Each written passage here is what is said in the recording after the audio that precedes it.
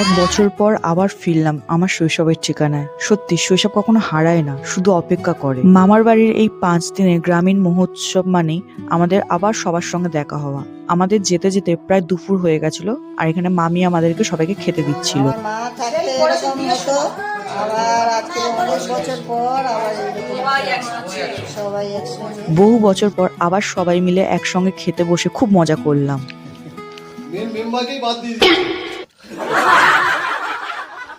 ওর phone তো ওই জন্য বাদ হয়ে গেছে। না দিদির ফোন। এটা সার্ভিসম্যান।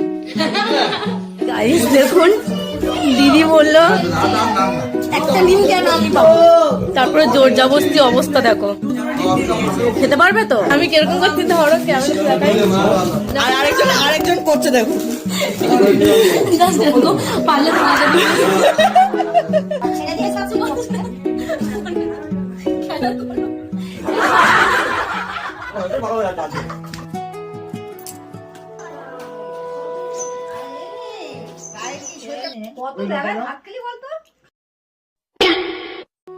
আমরা সারা বছর সবাই যে যার মতন কাজে ব্যস্ত থাকি, কিন্তু এই কটা দিন আমরা সমস্ত ব্যস্ততা আমাদের ভুলে যাই।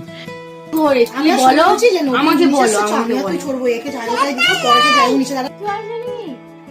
বাবা পঞ্চনন্দের পুজোয় ভরে ওঠে আমাদের সকলের মন। ঢাক ঢোল বাজি ফাটানো সবকিছু মিলিয়ে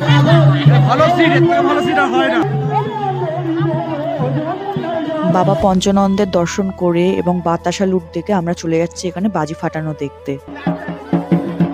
এখানে একটা মন্দির আছে, অনেক পাল্টে গেছে, অনেক বছর পর এসেছি। সবে মেলা বসছে এখন, ওখানে বাজি ফাটানো হচ্ছে।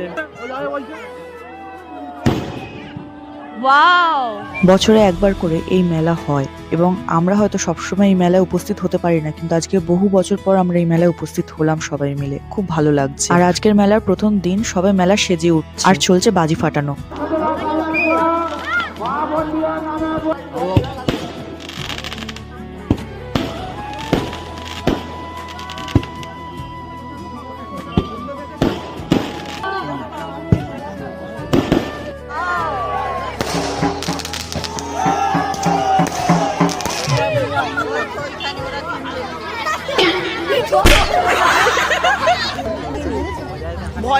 ভয় পেয়ে গেছে।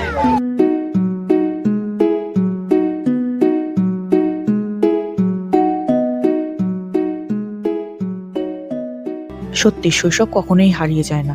আজকে মিনি ব্লগটি এখানেই শেষ করলাম, দেখা হবে পরের ভিডিওতে। Thanks for watching.